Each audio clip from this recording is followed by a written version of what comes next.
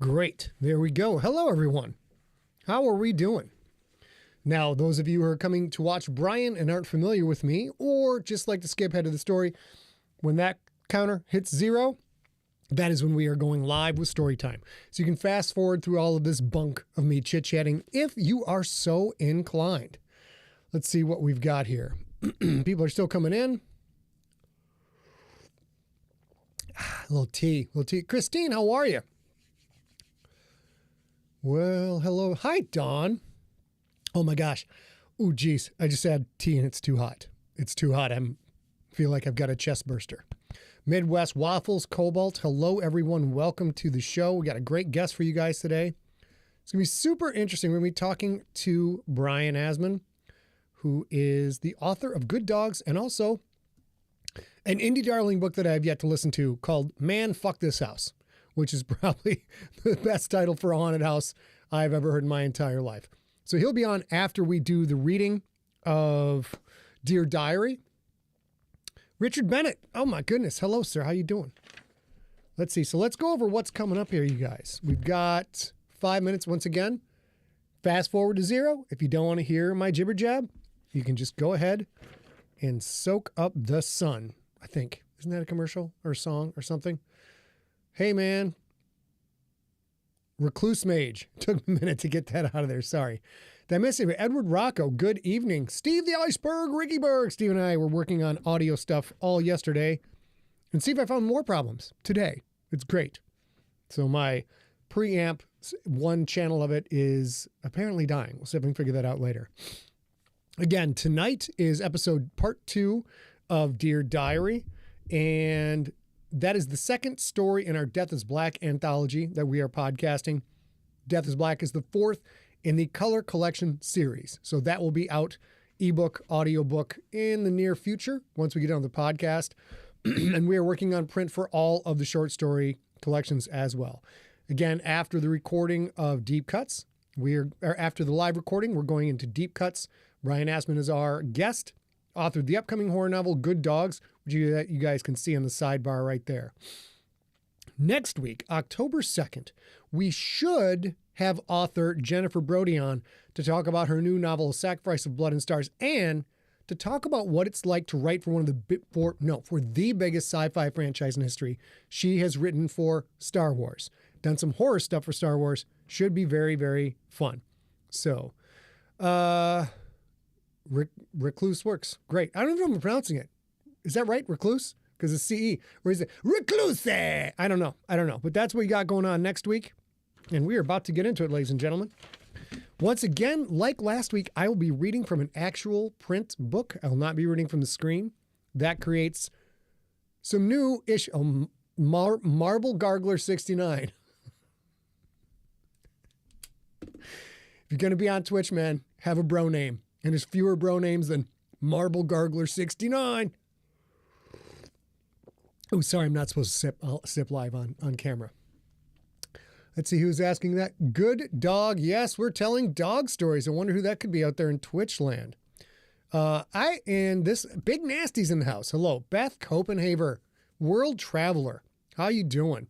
Glad to have you.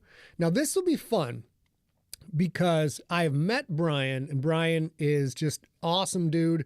Super delighted to meet him at StokerCon, which is the annual Horror Writers Association convention. Brittany's in the house too.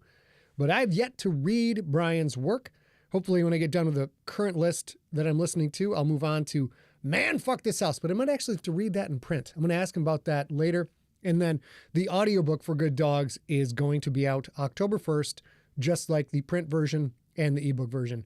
And holy cats, you guys. We're going to talk to Brian about this, but as an author who was the beneficiary of an amazing cover with my first published book, Infected, or my first one published from Random House, Infected, the cover for Good Dogs is magnificent. The people at Blackstone, who are his publisher, Blackstone Publishing, just crushed the cover. So we're going to talk about that as well, all kinds of fun things. Oh, it's Preposterous Hippopotamus. Got bored of the screen name? Of course, man. That's the way it goes. Which is why I regret making all of my screen names Scott Sigler. Because aside from a few Future Dark Overlord at gmail.com, there's nothing but that. Virginia's in the house. How are you doing? Now, real quick before I begin, hopefully everybody who's here listened to Dear Diary Part 1. If you didn't, you can come back at roughly 30 minutes and we will, hey, Chris Grawl, we will, and then you can listen to the interview with Brian. But I'm not saying Dear Diary Part 2 isn't going to make any sense if you haven't heard Part 1, but it's going to make more sense if you have read Part 1. Let's go, man. Getting ready to it. Had a huge audio issue before this thing got rolling, and so I'm a little bit scattered. Hopefully it won't be as bad as last week. Chris Grawl is in the house, our guest last week, when a real girl and I just, everything that could go wrong did go wrong. It was a very difficult episode to get through, but thankfully, Chris Grawl, the author of Trigger Guard, A Writer's Guide to Firearms, was the rock, the anchor to guide us through with his presence. Just his presence. It was right there. Daryl, how you doing, sir? Good to see you. All right, we're in the vinegar strokes now, ladies and gentlemen. Let's get Logic back up. I'm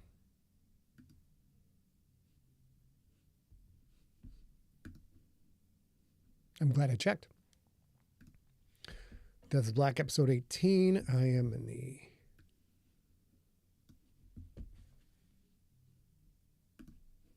Don't need that window.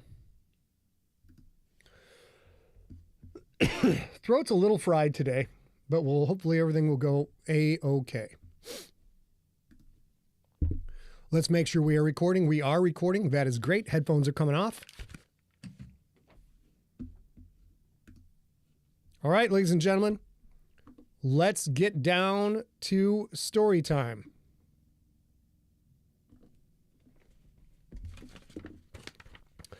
So I'm kind of winging the story so far because it's all one story in a book. So here we go.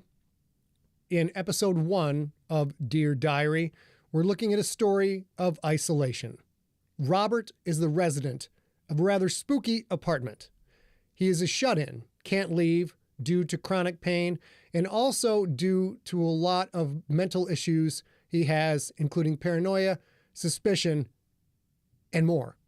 He has been reading from a diary left in the old apartment by the previous owner. This story has had a few flashbacks and a few flash forwards. We open with John, Robert's former best pal, who helped him move into the apartment. 2 years later, he's trying to get Robert out of the apartment, but Robert refuses to leave. Third character is Sarah. She is a married woman Robert was having an affair with when he moved to Philadelphia to move into the very apartment where this story takes place. And now, part 2 of Dear Diary.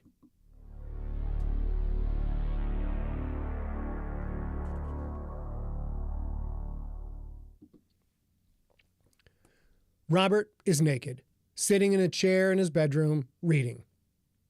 The bedroom has a similar feel to the living room, but is more modern, if circa 1950 can be called modern.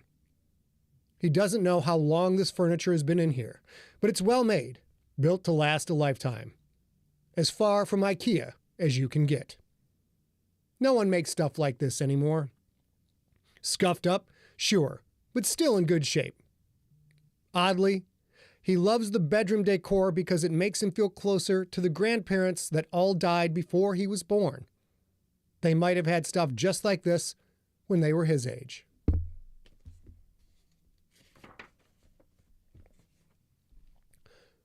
And right now, any feeling of family, of connection, is so important.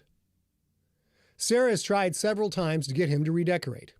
All subliminal stuff, passive-aggressive, trying to get him to suddenly not like what he obviously likes. She doesn't seem to know she's doing that. Sometimes you have to let women spin themselves out. It's easier than a confrontation. But her efforts are getting annoying. Why spend money on new furniture when everything in this apartment is free and perfectly good? The chair he's sitting in isn't really comfortable, for example, but it's not uncomfortable either. Sarah walks out of the bedroom. Sarah walks out of the bathroom, toweling off her hair. She's naked. Robert loves the way her body looks with the afternoon sun filtering through the bedroom's lace curtains. She smiles at him. He doesn't smile back. Not because he doesn't love her anymore. He does. But his heart is heavy, and there's nothing in this world that can cheer him up. "Oh, baby," she says. "Did it hit you all over again?" Robert starts to speak, stops. 3 weeks now, and he still can't talk about it. He nods. "She loved you," Sarah says. "How could she not?" Robert says nothing. Sarah's comment is stupid, shallow. Of course his mother loved him. Of course. But now she's dead. Losing his father years ago was hard, but it wasn't like this. Now both parents are gone.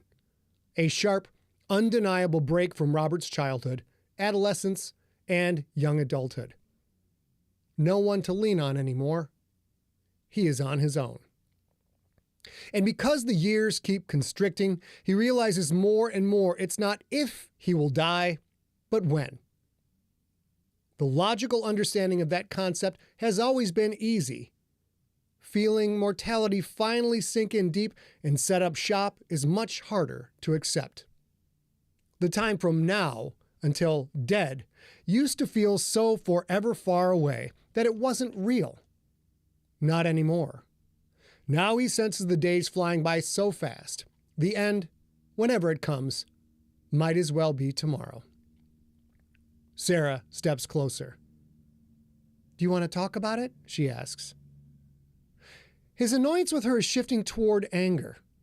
If he wanted to talk about it, wouldn't he have said so? Talking doesn't solve anything. And if she really gave a fuck, she would have come to the funeral. But she couldn't, of course. She couldn't travel to Georgia on such short notice, not without arousing suspicion from her husband. She could fly all over hell and high water to fuck Robert, but she couldn't make up one lie to come with him when he needed her the most? "No," he says. "I don't want to talk about it. Thank you, though." She gives him a sweet smile. "Okay. I'm here if you need me." Which is utter bullshit. Robert knows this now. He moved here 6 months ago. He knew she was married. Maybe he didn't realize it at the time, but he came hoping she would leave her husband. She hasn't. He's beginning to think she isn't going to. Ever. Sarah looks at his book. "What are you reading?" "The diary of the previous residents. I found it in the bookshelf in the living room." She holds out her hand, asking for the book. He hesitates. He doesn't want anyone else to touch it. He shouldn't have told her about it. He shouldn't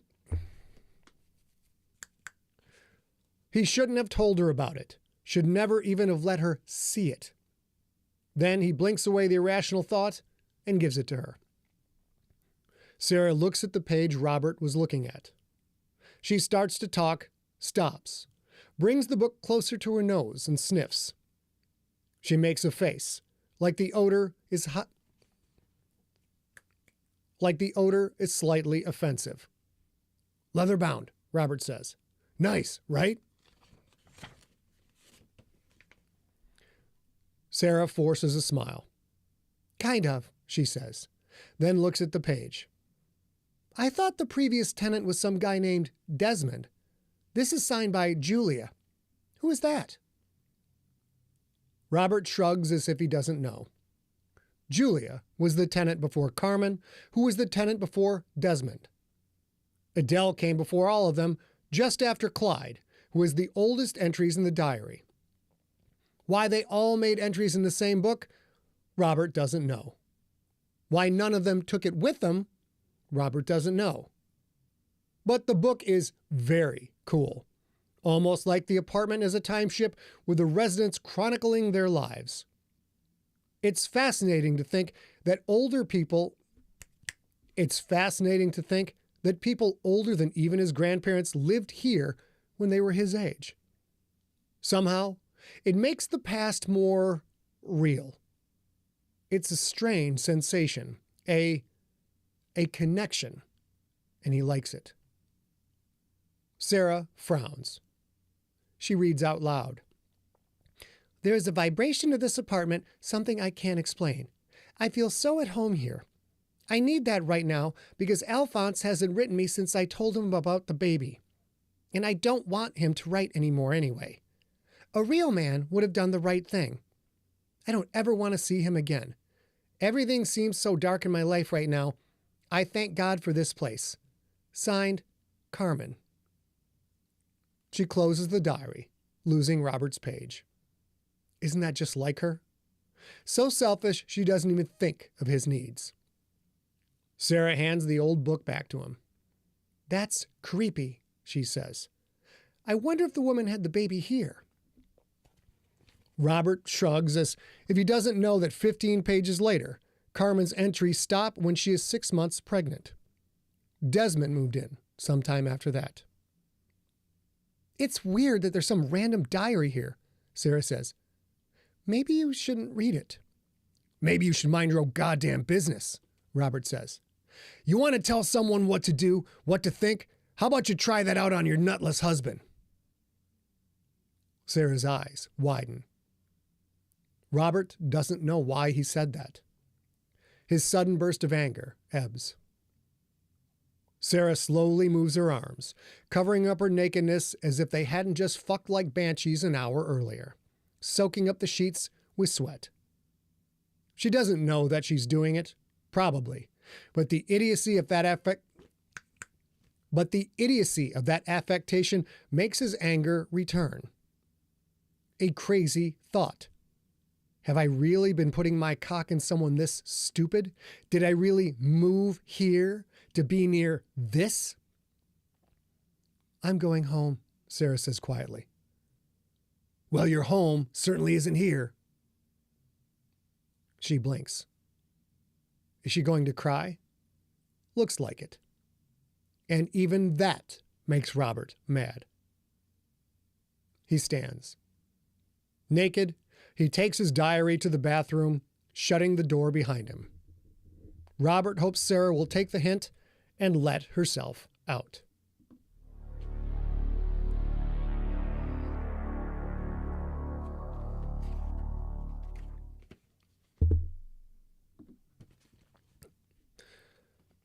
I've thought about killing myself. I don't have anyone. People walk up and down these halls. No one knocks. Sometimes they see me and nod or just hurry past without looking at me. I know in the past my appearance was better. It's not my fault I'm sick, even though the doctors told me there's nothing wrong with me. Like they even care. There was only one neighbor, Mrs. Sheldon, in the apartment next to me. She always said hello and asked about the weather. But I saw someone else coming out of her apartment this morning. Mrs. Sheldon moved away. I wish someone would have told me.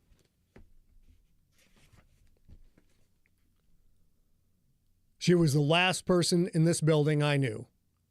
Why should I bother meeting people? They will just move away. Sometimes this apartment is so silent. I can't hear anyone else in the building. But it's nice here. Kill myself? Maybe I would. But when I'm in here, it's not so bad. It's really bad when I go outside for groceries and see an entire city's worth of people who could give a shit if I live or die. Maybe no one is here with me, but at least this is my home. I think it's time to give up on the outside world. I'll just stay in more. At least Daisy loves me. She's a good dog. Clyde.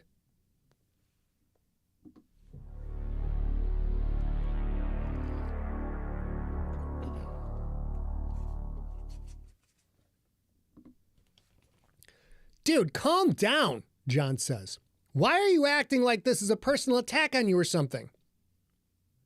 John doesn't understand what's happening. He is moving away, starting a new life with Christine, and Robert is being one grade A giant douchebag. So what am I supposed to do? Robert asks. What the fuck am I supposed to do?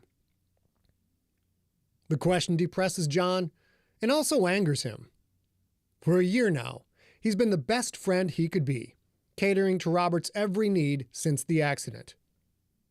Isn't a year enough? Hasn't there been plenty of time for Robert to recover? I'm not moving away for another 2 months, John says. Can't you find someone to help you before then? Have you called your brother? That is a question John has asked often, with increasing venom over the past 12 months.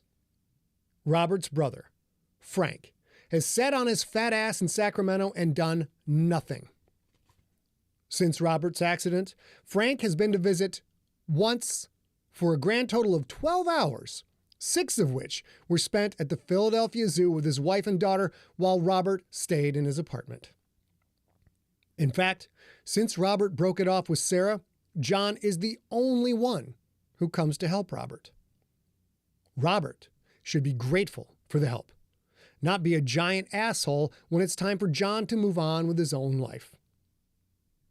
Look, John says, you can get your groceries delivered. As for the stuff around the apartment, can't you ask your neighbors? Robert's eyes narrow at the word.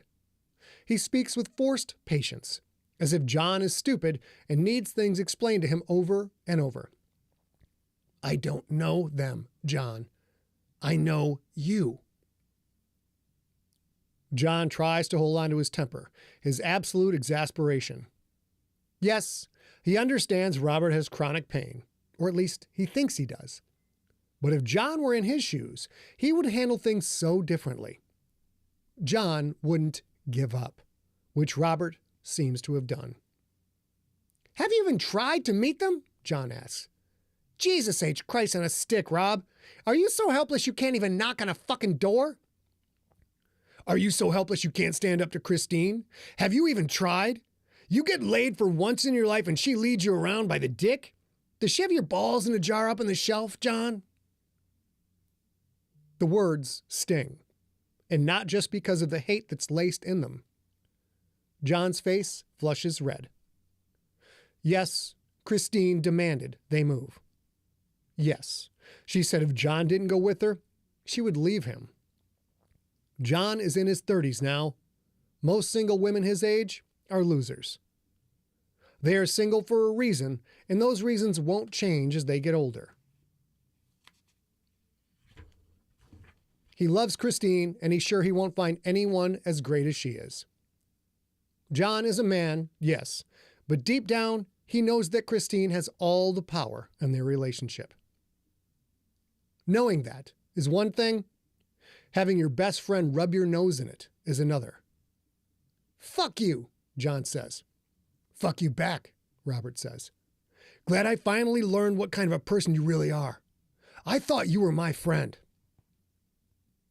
John's hands clench into fists, and he comes to an eye blink away from throwing a punch.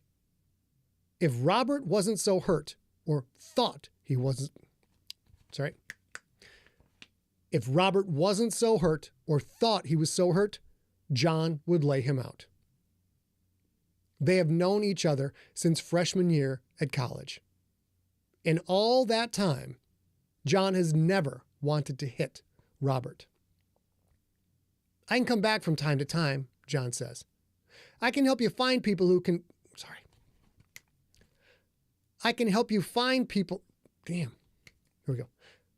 I can help you find people who can come here, do the things you can't. Robert shakes his head. There are tears in his eyes.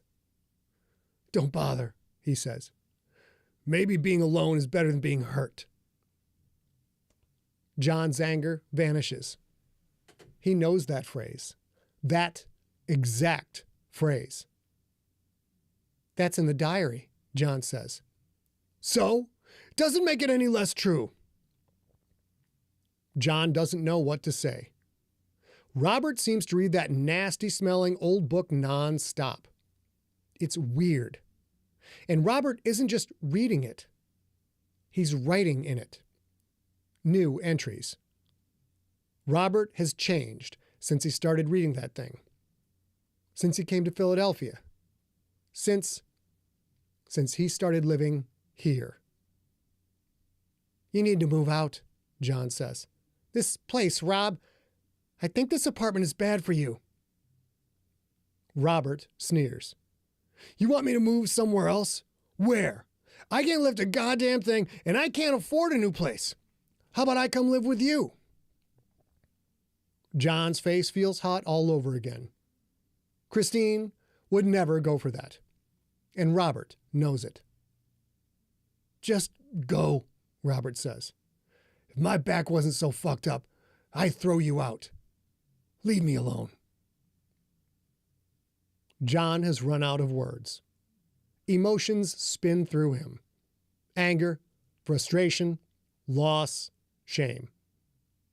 He walks through the living room he once thought was so cool.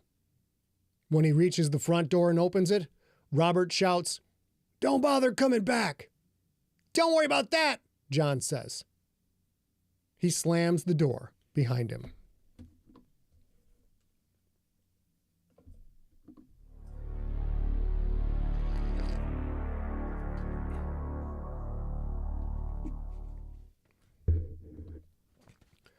Dear Diary, fuck them all. How did I go so wrong choosing the people in my life? I don't know what's harder, seeing them abandon me or knowing that I am such an utterly poor judge of character. I'm alone now. I don't know what I'm going to do.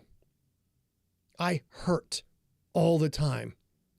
No one understands what it's like to spend every minute of every day feeling like there's a spike in my back.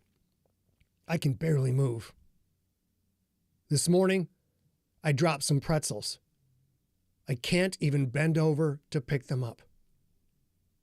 What kind of a life is this?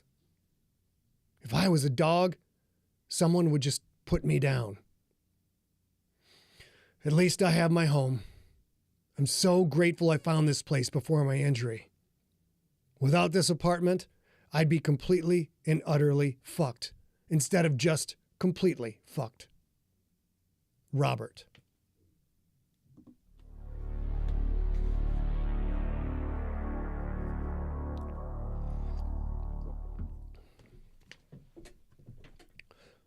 Sarah doesn't know why she calls.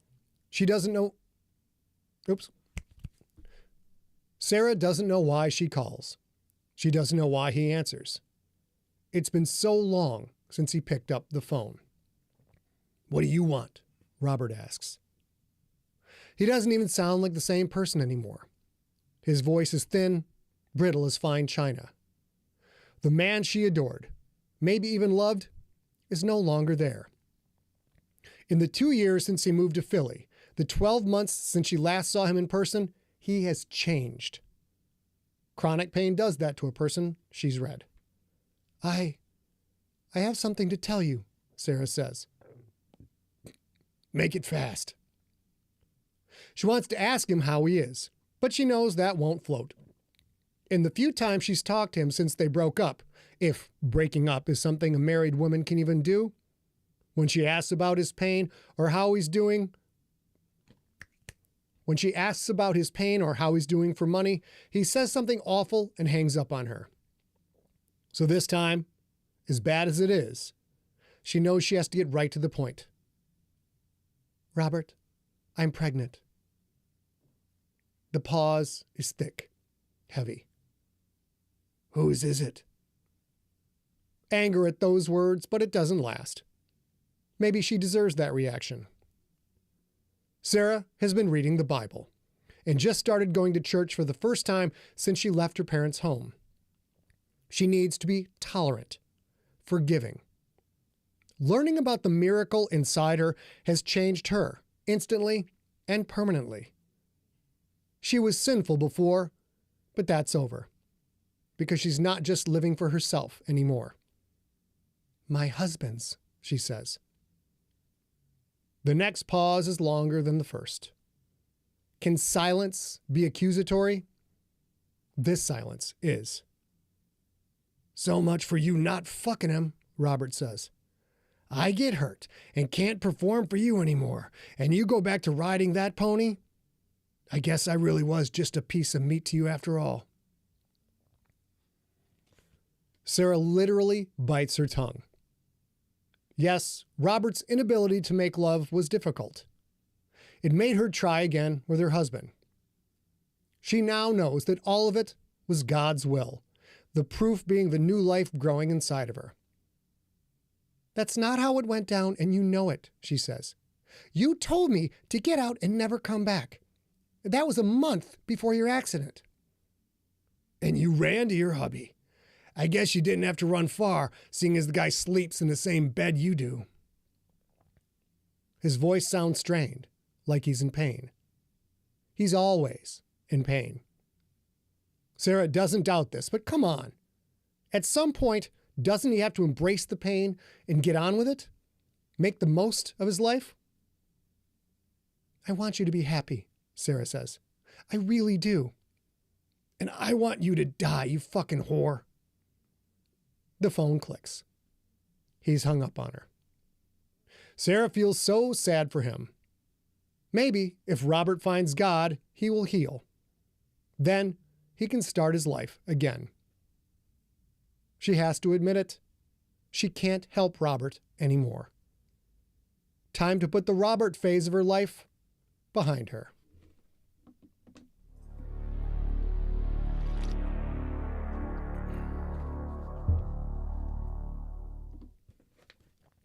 Robert shakes. This is impossible. This can't be happening. His hand, it's dissolving. Like steam from a cup of tea, but thicker. Like white mist wafting off of dry ice. His skin bubbles. Not boiling exactly, but something else. How? How can this be?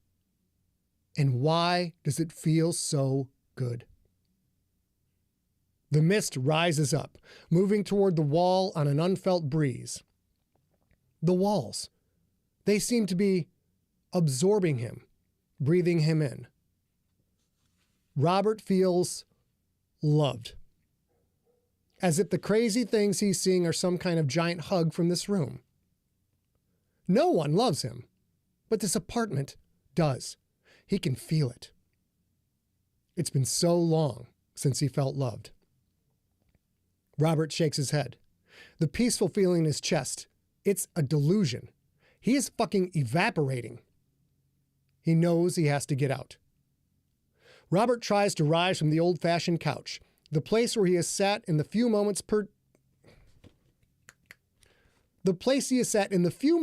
day when he can sit. Why he sat down this time, he doesn't know. His back is screaming. Feels like someone is dripping acid on his spine, the same way it feels every goddamn minute of every goddamn day. But that doesn't matter right now. Doesn't matter because he is hallucinating. He is going insane. Robert looks at his right hand. The skin is spotted with negative spaces. Through the cloud of vapor or mist or gas, whatever the fuck is rising off him, he can see raw muscle. Red, glistening, wet. Oh God, he says. This can't be happening. It can't. But didn't something like this happen to Carmen? In the diary, she wrote that her foot went through the floor, blended into it. Robert thought she was some crazy, lonely lady, but he looks down at his feet. The left one is fine, but the right one, it's sloughing. Like his bones are slowly liquefying. Like his flesh is chocolate melting into an old rug. Oh God, he says. But he doesn't believe in God. Or he didn't until this very moment. Robert wobbles. The foot won't support him anymore. He tries to take a step, but he can't. He falls. The fall is terrifying because he knows the pain is coming. A 1-second eternity of dread, then his body hits the floor. The agony that shoots through him crushes his spirit. Feels like a sword just slid into the small of his back, razor edge radiating through his belly, his ass, his legs. His hand, the skin, only a few patches left, slowly drifting away. And now the muscle, the twitching muscle, is misting off in a cloud of pink. Robert tries to roll to his shoulder, but the pain. Jesus, Lord, he will believe now. He will believe in anything that makes all of this go away. Robert tries to roll to his shoulder.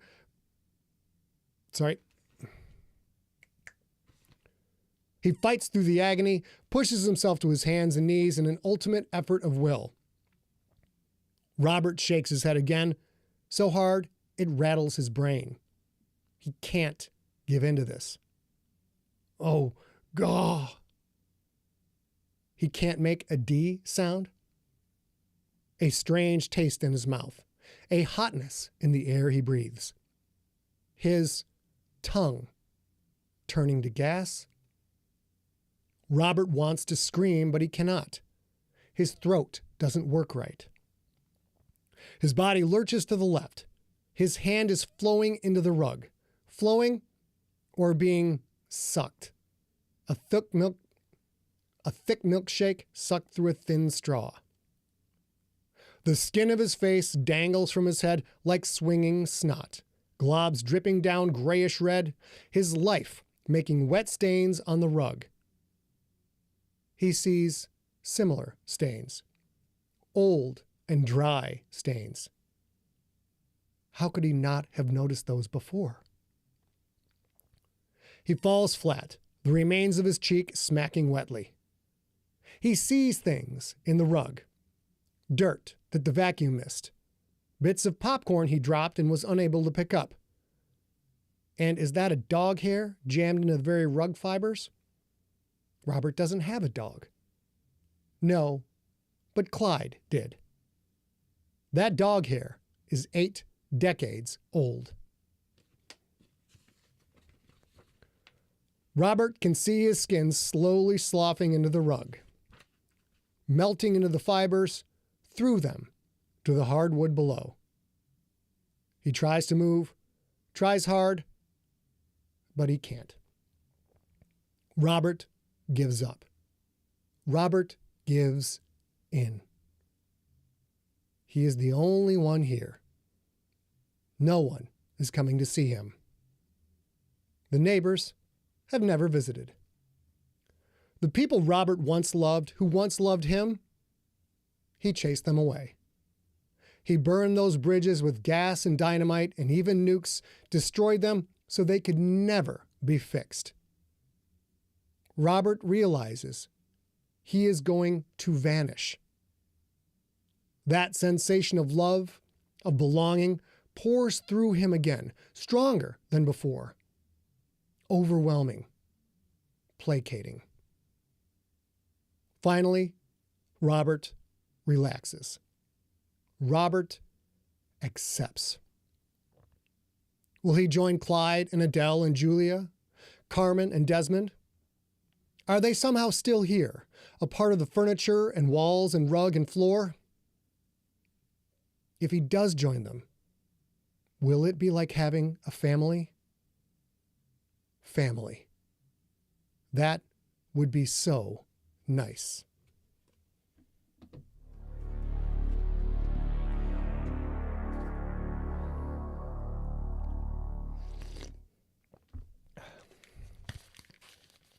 And that is it for Dear Diary Part 2. That story is now complete.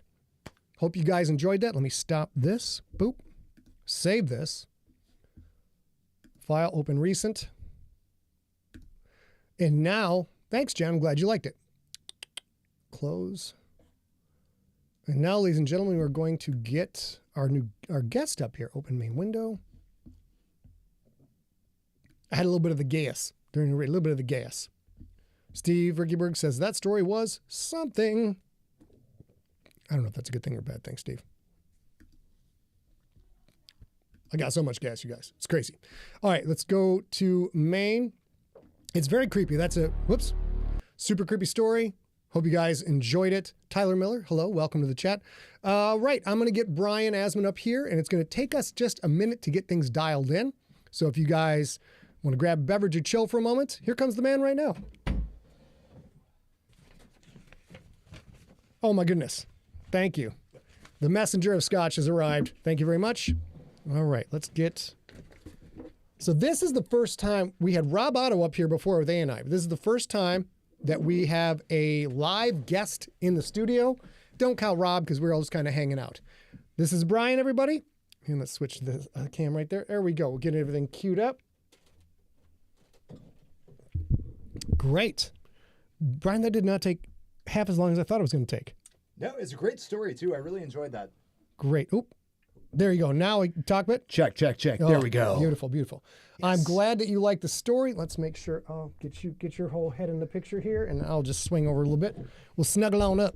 Yeah. So snuggle on up. I just finally read House of Leaves for the first time. It's been on my shelf forever, and so that story reminded me a little bit of House of Leaves. I didn't get all the way through that. I read it. I'm like, this is crazy. There's just I'm kind of a traditionalist structure guy, and when I find the stuff that's more experimental or ambitious, sometimes I'm like, I don't know if I can finish this. That was one of them. Should I continue? You think so? You know, it's not for everyone. I actually started reading it like 5 years ago and got 50 pages in and just couldn't keep going at that particular time. Okay. And then I decided to give it a shot about a month ago, and I just blew through it.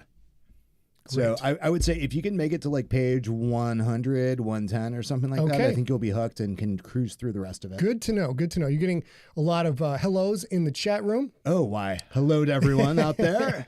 Out there in Sigler land. Sigler land. Keep an eye on the chat window. If there's anything you see there that you want to answer, feel free to do so. We're kind of fairly unstructured here. We're going to just work our way through it. Ladies and gentlemen, let me go ahead and get this fired up. Boom. Recording.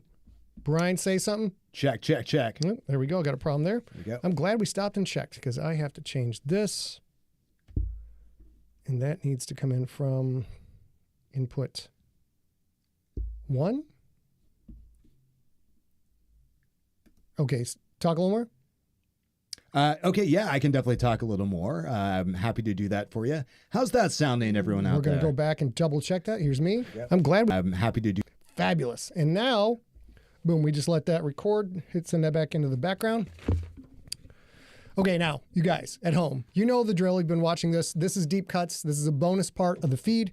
There's no actual story content in here, but if you want to hang out with us, you really should, because this is going to be fun and fascinating. All right, I got to set myself a timer. We take commercial breaks, dude. That's how efficient we are with the shit. Nice. Timer. We'll go 16 minutes. When that goes off, we'll be ready to stop. Okay, that was that. There we go. All right, guys. We're going to go with the teaser, and then we're going to jump right into this. Here we go. What's it like to move from indie pub to trad pub? My experience is decades old, so what is it like today? This episode's guest can talk about that, as his first book with a traditional trad publisher is out in a few days. We'll be back with Brian Asman, author of Good Dogs from Blackstone Publishing, right after this. Snap for the editor, and now I jump in. Hey y'all, welcome to Deep Cuts, the bonus episode of the Scott Sigler Slices Fiction Podcast, where a sci-fi author and an audiobook narrator discuss things and stuff in the world of writing and content creation. I am Scott Sigler, sci-fi horror author known far and wide as a future dark overlord. My partner in crime, Ariel Girl herself, is not here today. She is manning the chat room from afar. We are here with Brian Asman, author of the horror novel Good Dogs. We're going to talk about your move from indie author to traditional publishing. Awesome. Yeah, sounds good. First of all, though, let's talk about Good Dogs. I have not read this book. I know nothing about this book other than the fact that it has the sickest cover I've seen in a long time. Oh, hell yeah. So why don't you tell us what this book is about? Okay, so Good Dogs, it's a werewolf book and it's a slasher book. So essentially the pitch is it's like Friday the 13th meets The Howling. A group of werewolves go off to a ghost town in Central California to hang out and wolf out in peace and just be who they are. And a mysterious killer begins picking them off one by one. Sounds friggin' awesome. Ah, thank you. Friggin' awesome. Now, is this book you started from scratch after you were established as a writer? We're going to talk about your pedigree as a writer in a minute. Or is this something that you've been keeping in the back closet for a while, waiting for the right moment to write it? Oh, so I actually wrote this. I wrote the first draft in 2019, so it's been around for a while. Rewrote it in 2020 and then sold it in 2022. Rewrote it again in 2023 when I was working with my editor at Blackstone. And so, yeah, the book's been, had like a 5-year genesis or so. Okay. 2019 is actually when we started this very live stream. So was this a pandemic fueled endeavor that you like had to get in and do something? No, not at all. I was in grad school at the time at UCR Palm Desert, and I was studying with Stephen Graham Jones. Oh, my goodness. Yeah. Okay. And so at the time, he was most well known for a werewolf book, Mongrels. And so I'm working with him in my grad program, and I'm like, you know what? I should write a werewolf book because I'm working with Stephen Graham Jones right now, and that would be awesome. And so I just had the title popped into my head first. Okay. And I was like, okay, I'm going to write that. And then the concept shortly followed, just mashing up slashers and werewolves, because I had never seen a concept like this before where, the characters in a typical slasher build who are getting picked off are actually werewolves or supernatural beings themselves, And was there, now when some of my novels, like Ancestor, it's a monster story, it's a creature feature on an island. It's got a culmination of things. I'm like, well, I learned that you can enucleate a mammalian egg, suck all the stuff out of it, put another mammal in there, and then a cow, for example, could gestate and give birth potentially to some other species, a dog or something like that. It's a very complicated process. But I saw that. And then dude, were you at my house on Saturday? Because that's like literally all we did. What the fuck? Just enucleating eggs. It's fabulous. All night long. It was wild. And then that combined with some research I had read about people trying to sequence the genome of the original ancestor of all mammalia. And I put those two things together and a couple other things. So all these things came together to make this one idea for Ancestor. Werewolves in slashers seems like someone should have done that before. Was there any moment, any light bulb moment for you like, oh, fuck, I could do this for those two? Yeah, I mean, just early on when I was first, trying to come up with the idea for a werewolf book, the title popped into my head. And like I said, I hit this idea and I'm like, man, that sounds like chocolate and peanut butter, except I've never had it before. You can't fucking get this at Baskin Robbins for sure. But you should. So yeah, it just kind of it all just kind of almost came fully formed into my head. And just the whole thing. And then was this an easy write for you? Difficult write? Both. Yeah, like they all are. The shitty first draft was super easy. I wrote that in like a month and a half or something like that. Okay. And then the second draft, I realized in the second draft why being a pantser sucks sometimes, and why being a plotter would be great. I wish I could do that. I just can't do that. But working through the second draft, I get to the end of the second draft and I go, oh shit. It would be way more interesting if this initial inciting incident, if a different character were responsible for it. Okay. And yet that, butterfly effect that changes literally everything else in the entire book, right? So I had to basically tear the thing down to studs, rewrite it again. And, that was definitely an experience where I was like a little bit mad at myself at times, but I also wanted to do the right thing for the book and it just worked out great. And then in 2023, essentially what we sold to Blackstone was the length of a novella, more or less. Okay. Like a long novella. I mean, technically more than a novella. It was like 55,000 words. It was a very short novel. And we really, working with my editor, he's like, we can really flesh a lot of this stuff out. Like there's just so much white space here. And I was like, oh yeah. So that was a lot of fun to do and just kind of fill in all the gaps. What's the final length of the book? It's a standard book length. I think it's like 84,000 words or some shit like that. Great. I wish I could fucking write an 8,000 word book. I'm a plotter. Yeah. I can't pants. I tried to do this whole series. We just finished season 2 of Slay, which is a urban monster hunter, drug-fueled rage story. Hell yeah. And I started out trying to pants it. I'm like, oh, fuck, I can do this. It's magic. Usually I write heavy science. This is magic. Made it about 6 episodes in and I'm like, I can't do this. I got to get some fucking help. So you've definitely got some skills that I do not have. Now, I do want to talk about, let's go back to books here for a second. Let's go back to you and your indie background. The book that kind of put you on the map, as far as I understand it, is the best title for a haunted house story ever. Man, fuck this house. So I saw this at Mysterious Galaxy, and I saw this all around San Diego, and I saw all about it online. I haven't picked it up yet. Quick side note, will there be an audiobook for this? Yes, there will. And so actually, this has already been announced, but we haven't really, most people don't really realize this yet. So there's a new version of this book coming out next year. So Blackstone picked up the rights to this, so we're going to republish it with additional short stories. I refer to this colloquially as pulling an Eric LaRocca, because that's what he did with his book. Things Have Gotten Worse Since Last We Spoke. That was a huge indie hit. Then Titan bought it, and they put it out with additional short stories. That's what we're doing with Man, Fuck This House. Great. It's coming out in October of next year. And we've got like an additional 8 or so short stories in the book. And we're also doing an expanded edition. So when I put out Man, Fuck This House, it had to be novella length. Okay. So it's under 40,000 words. When you say had to, is there a reason for that? Yes, because I had only published novellas up to that point in time, and my agent wanted me to be able to, she wanted to be able to sell my debut novel, right? So basically she was like, only put out novellas, don't put out anything novel length.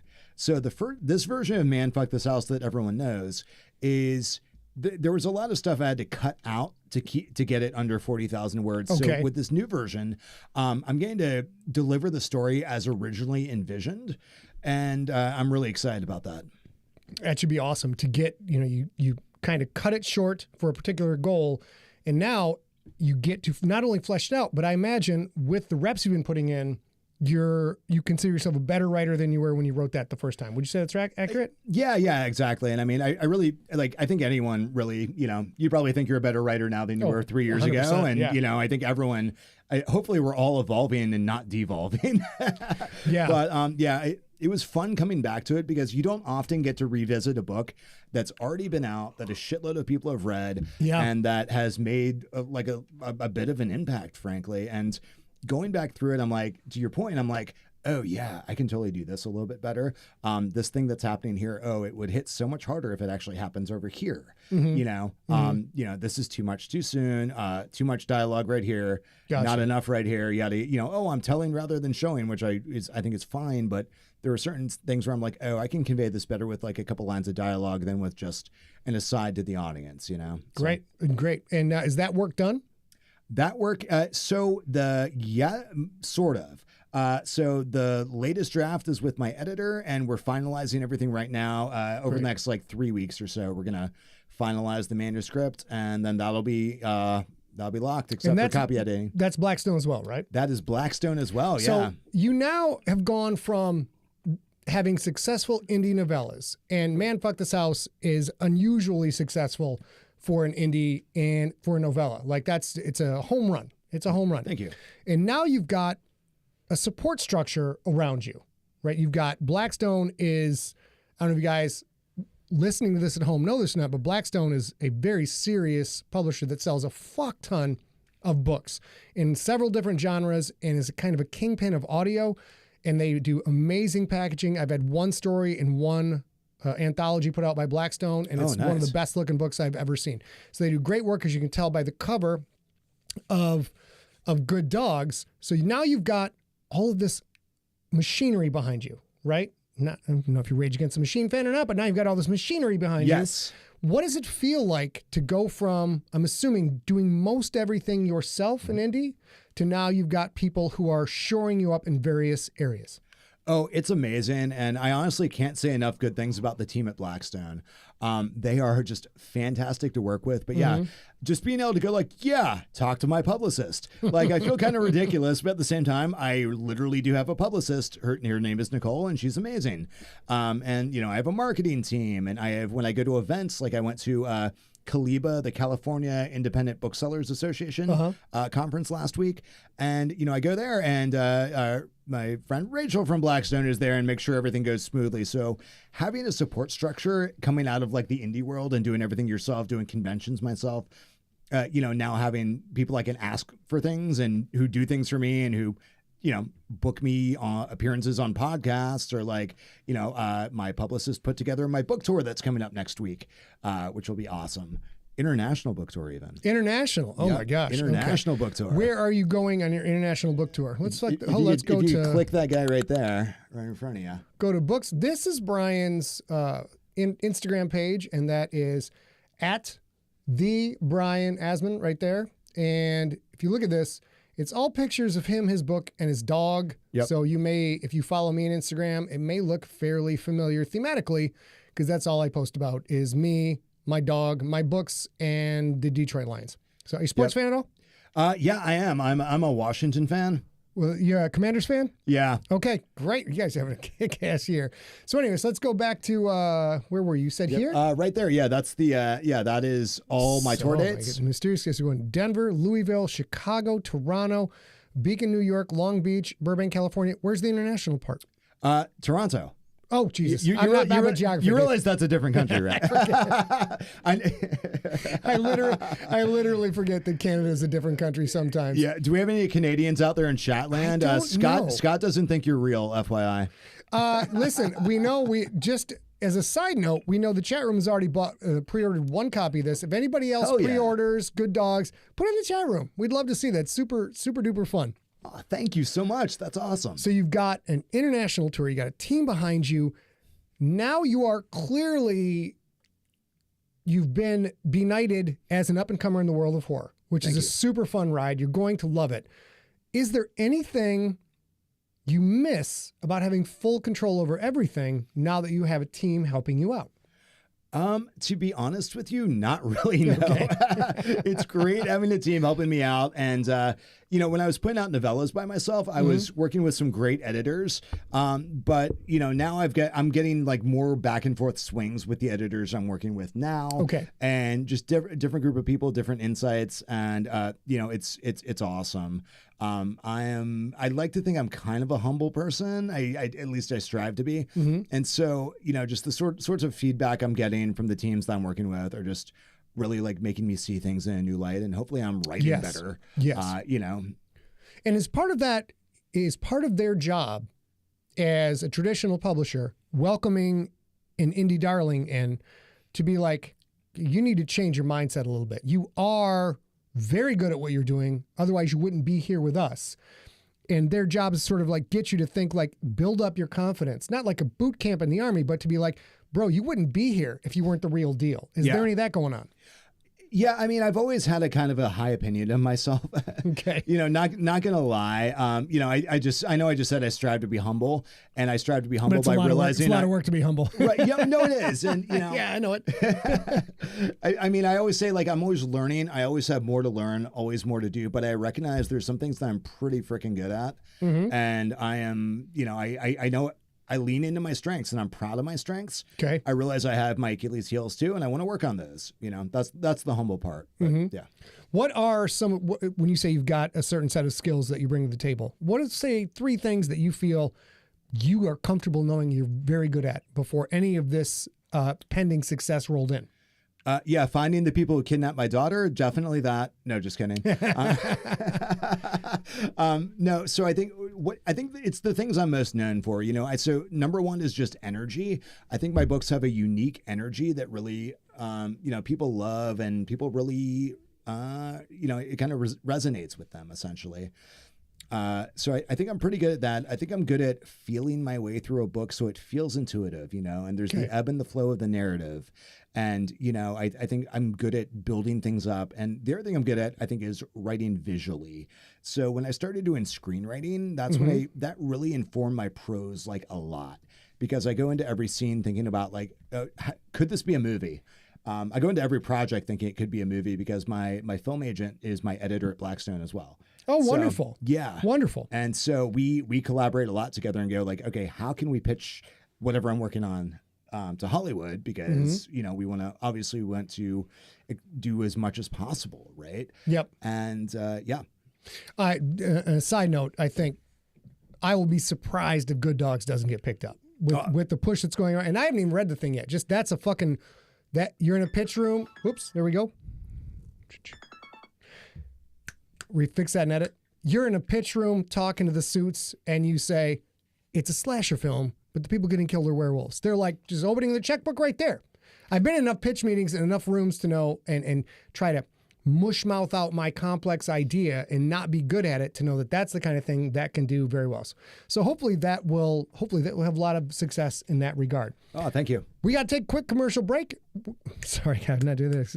We got to take a quick break. We'll be right back with Brian Asman. We got to take a quick break. We'll be right back with Brian after this. It's so complicated, right? Like you think that's easy to say. And it is for like 99% of the population. That's an easy thing to fucking say. And then this just all gets edited out. And we come back to, all right, here we go. I got it right. Asman, right? Asman, yeah, perfect. Here we go. Welcome back to Deep Cuts, where we talk about things in the world of fiction writing and audiobook narration and content creation. We are talking to Brian Asman, author of the horror novel Good Dogs, about his move from indie author to traditional publishing. And right before the break, we were talking about the things you feel you are good at, naturally good at, or you've developed those skills over a period of time.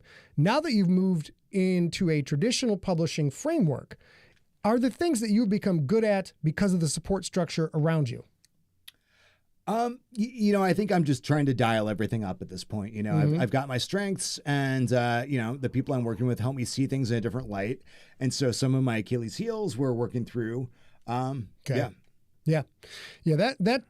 It's I tell you what, having been on a similar ride, you're about to have a fucking great time. Thank you. Fucking great time. I hope it's awesome. It's been a really good time so far, honestly. Well, have you been on book tour before? This is my first book tour. I've done a lot of one-off events. Right. I've done a lot of conventions, things like that, but I've never done a book tour before. Is this a fairly contiguous book tour? Like you get on a plane and then come back when it's all done, or is it here, back, here, back, here, back? It's fairly contiguous. So if you look at the dates, for example, I start here in San Diego, actually at Artifact Books this Saturday. Oh, great. That's wonderful store. Yeah. We're doing a pre-release event there. They actually will have copies of Good Dogs there. They got permission to release it a little bit early. Not sure if I should say that, but they have permission to release it early. Any San Diegans, get out to Artifact Books. Get out to Artifact Books, and then come see me October 1st at Mysterious Galaxy. So then on the 3rd, I'm flying out to Colorado to do an event at Tattered Cover. I don't know if anyone out there is in Colorado and near Tattered Cover, but we're trying to make sure we sell enough tickets to do the event. That's the one event that has a minimum. So if you are in the area and would like to buy a ticket to the event, I will owe you forever. That'd be awesome. Tell you what, when we're done, let me get that information. I'll throw out a newsletter to anybody in my group, anybody in my fan base who's in Colorado. We'll geolocate. That's what they call them, right? We'll geolocate. And we'll see if we can get a couple other people to come out and join you there. Having done my first book tour, also included Tattered Cover many, many years ago. So I want that to be so successful for you. It's such a great store. It's such a great experience. So hopefully that will be very fun. Now, your taste in books seems pretty consistent as a writer and consumer, leaning toward horror and fast-paced cinematic stories. As a creator, are you more influenced by movies or by books? And before you answer that, full disclosure, I am all of my influences from my fiction novels are all movies. Very, very few slim pickings for novels. Seeing as you're a screenwriter as well, God, that was terrible. Are you more influenced by movies or books, or are they equal? I think in the case of Good Dogs especially, I was probably much more influenced by movies. There are a lot more werewolf movies than there are werewolf books. I do have a list of werewolf books coming out from Electric Literature next week, so definitely look out for that. But yeah, I think generally movies you can consume a lot of in a relatively short time, whereas books take a little bit longer, obviously. And I think from that reason, I tend to gravitate towards movies more as influences, so I do books also. I tend to, whenever I'm gearing up to write a book, I will generally pick 3 to 5 books that are kind of in the realm of what I'm trying to do. Okay. Right. And I will, blaze through those books and just kind of marinate in them and, get the feel of them. And then, watch some related movies too. With Good Dogs, I read a couple werewolf books. I reread Stephen Graham Jones's Mongrels. There's one by Joshua Gaylord called When We Were Animals, which is very good. Okay. That's a little bit more literary. And then I watched a bunch of werewolf movies. And the thing, I'll let everyone here in on a little secret. If you look at the character names, you will find my influences. Awesome. Pretty much all my characters. This is my character naming hack that I use. Okay. I come up with 3 to 5 movies that are influencing whatever I'm writing. I go to the IMDb page and I name all the characters after various actors or screenwriters or directors or even Grips or whatever who has an interesting name. That's a great cheat. That's a great cheat. I've been in the business for 20 years, and finding original names, I finally had to just throw in the towel and be like, I'm just going to go to namegenerator.com and figure it out from there. That is absolutely fantastic. Do you have a favorite werewolf movie? I noticed you mentioned Wolfen. which a lot of the youths don't know. But do you have a favorite one? Yeah. So, okay. So if I have to pick one, it's Frankenstein Meets the Wolfman from 1942. Oh my God. Okay. Yeah. I just love that movie so much. I love the old Universal black and white movies. And there's a scene in that movie where, it just turns into a musical for a moment, which I love. I love I love older movies because they tried to give you everything, right? It wasn't just a one note, one emotion. The old Universal horror movies, they've got moments of horror and moments of comedy and even like musical numbers and shit.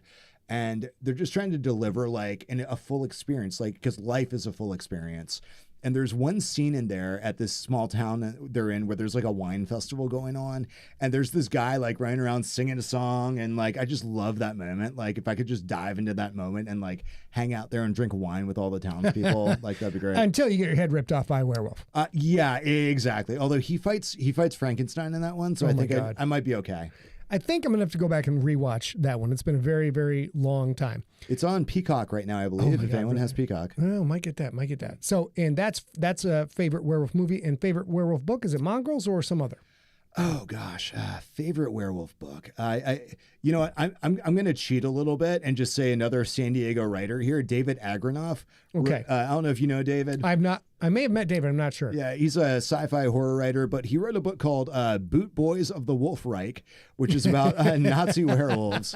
It's a great title, great cover. It's just really memorable. So go look that up. David's a fun dude. Is it comparable to Dead Snow, the zombie Nazi movie? I would say it's up there too, but it's also kind of a love letter to like 80s like punk culture. So sweet.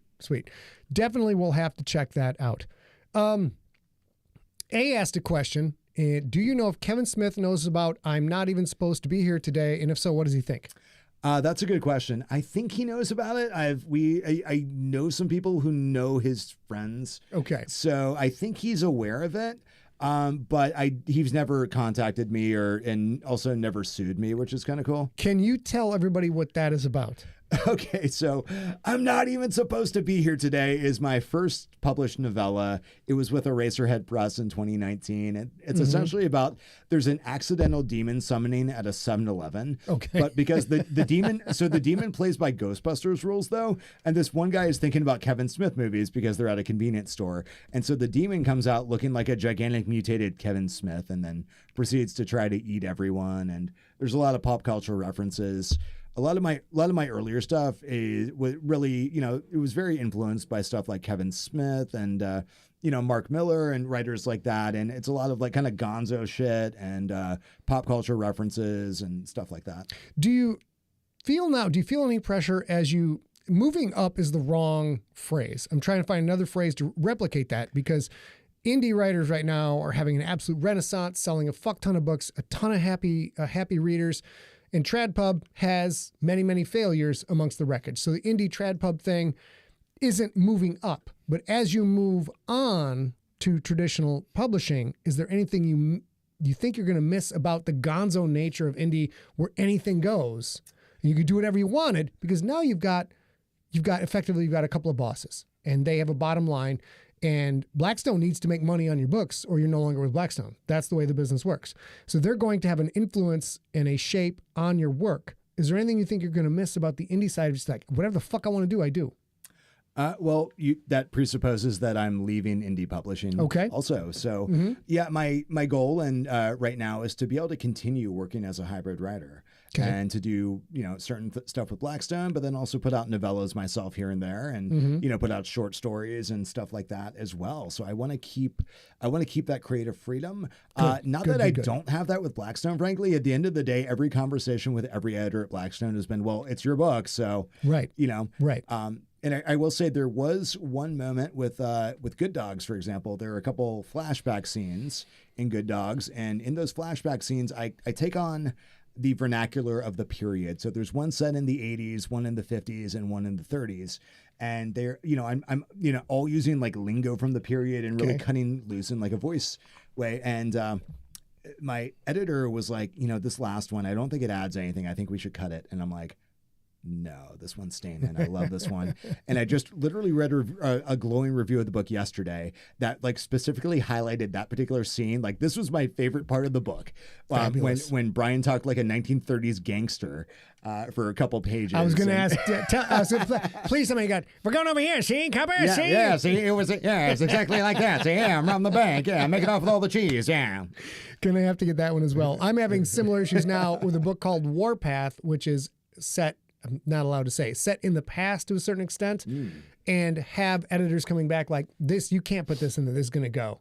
And I'm like, bro, that's got to be in. Trust me, everybody's going to love this particular disgusting part right here.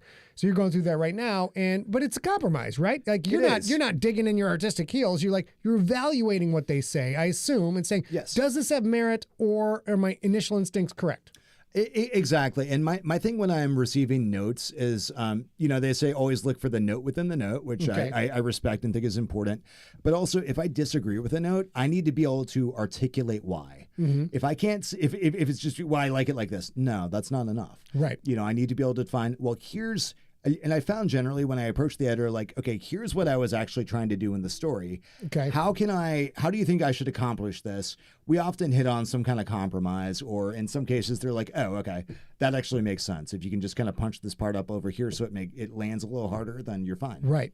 Now, okay, also at the same time, have there been parts where you get a note, you initially disagree with the note, but having that outside third party view come in, after you evaluate it, you're like, you know what? I think the editor's note is accurate. I think I got to change this. Well, yeah. So I will say that every note I get, I initially disagree with in my head. It's not automatic. It's automatic. It's not a healthy reaction, but it's just my initial reaction is always like, what the fuck? No. How dare you criticize? Who in the hell do you think you are? Yes. How dare you? Yeah. That's exactly what I get. Like, that's just my gut reaction. Okay. And I have to work every day going, no, Brian, like you're not like the perfect writer. No one is. And you're not a genius. You're just very, very good. And you need to be open to other people's thoughts, because other people are people and they have ideas, and sometimes occasionally those ideas are valid. Yep. So yeah, after I get over, like, I just keep that initial reaction to myself basically, and then I kind of give it a second, look at every note, and just as objectively as I can, and I'd say usually I find something there, whether it's the exact thing or it's like, okay, I can kind of see what they're saying here, and I think I need to redo this other thing. So example, I got a note recently for a story I'm working on where the editor was like, well, the main character is unlikable for these reasons. And my initial thought was like, well, this was a character who was a drug user and got into some shady stuff. And I'm like, well, I think those are dumb reasons to dislike someone.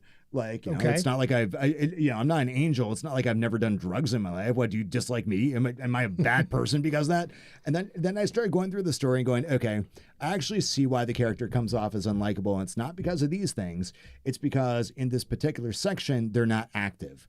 That's the real problem. They're not, they're not active. They're being passive. And all the actions happening to them. Yes. Is that the idea? Exactly. They're just kind of going along with stuff, and that's at the climax. Not, and you can have characters who are passive at different times, but I think in the climax, the character needs to be active. Okay. And so that was one of those things where I get this note. Initially, I'm like, oh man, I don't know about this. And I started reading through the story. I'm like, I think this is the real problem. I have similar issues, not being much in the world of drugs, but I get notes from the editors about murderers dismembering people. I'm like you've never murdered and dismembered a person and disposed of their blood in several handy gallon jugs. And they're like, no. So I don't know what to say. To each their own. Yeah. To each their own. So, okay. So we've got Good Dogs coming out October 1st, and that's October 1st, 2024. So if you're hearing this after that date, go get that book. We've got Man Fuck This House redone, coming out bigger, bolder, and stronger. What is the next thing you are working on in both your indie world and in your trad pub world? Ooh, I wish I had something to announce right now, but unfortunately I don't. So coming up next, hopefully Good Dogs does really well, because I can be candid with your audience on this. I would love to write a sequel to this. Okay. In fact, I do have a trilogy in mind, but whether I get to write the trilogy or not really depends on how well this book does. So if it kicks ass out there, then I will probably be writing the sequel, and from the title, you might be able to guess a natural title for a sequel. Could it be Mad Dog? I can't say at this point, but I can say the astute reader would be able to guess what potential titles Steve maybe. Rickyberg in the chat room says Good Dogs too. Gooder Dogs? Yes. Yes. The goodening. Yes.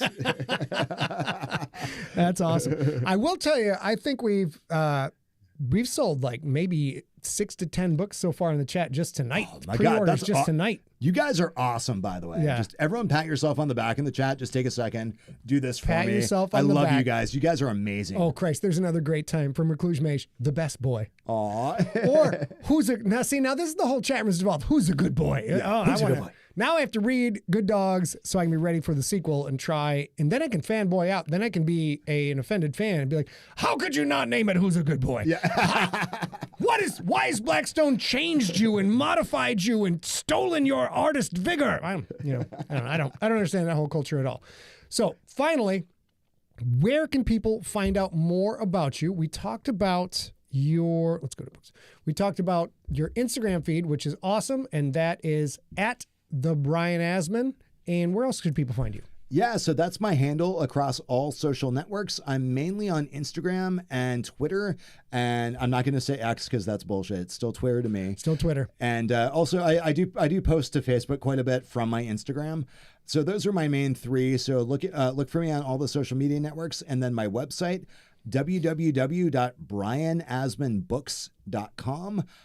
If you go there, I do sell some signed copies through my website. They come with cool swag if you decide to order. And then also you can sign up for my mailing list. And sometimes I'll send out like free stories to my mailing list. Kick-ass. And cool stuff like that. Kick-ass. And have contests where you can win money and shit. So it's kind of wonderful. Cool. And I just bought your audiobook. Bought it on Audible just now. Dude, Can't wait. You rock. Can't wait. Looking forward to Man Fuck This House. I have a hard time reading print or ebooks anymore. Used to be voracious as a kid and as a teen in my 20s. And the older I get, man, I'm like, I just can't sit still long enough. But I got to have the audiobook. You a print guy, ebook guy, audiobook guy? Oh, I am print only, actually. Interesting. I do have a Kindle that I'll take on planes and stuff. So like I don't have to haul around several books with me. But I generally only enjoy the print experience. I've tried audiobooks a number of times, and I would love to love them, right? Because I'm a cyclist, so I'm always on my bike. Okay. And I would love to do audiobooks, except my mind just wanders too much. So I'm kind of the opposite, where if I have the book in front of me, that's fascinating. I stay focused. That's fascinating. If it's an audiobook, I forget, I zone out. My body isn't doing something else. I simply can't focus. I just get itchy just sitting there. I can't sit still. So you've got to go. What was the name of the website again? So the website is brianasmanbooks.com. Boom, right up there. Right up there. brianasmanbooks.com. There it is right there on your screen. Brian, thank you so much for being our guest on Deep Cuts. Also, first guest we've had in person at the studio. Nice. Yeah, Scott, thanks for having me. And thanks to everyone out there for picking up the book and, showing so much support. This is amazing. Wonderful. That is it for Deep Cuts. This will be part gets edited. We got it down to a science, sort of. They have it down to a science. I don't have a science.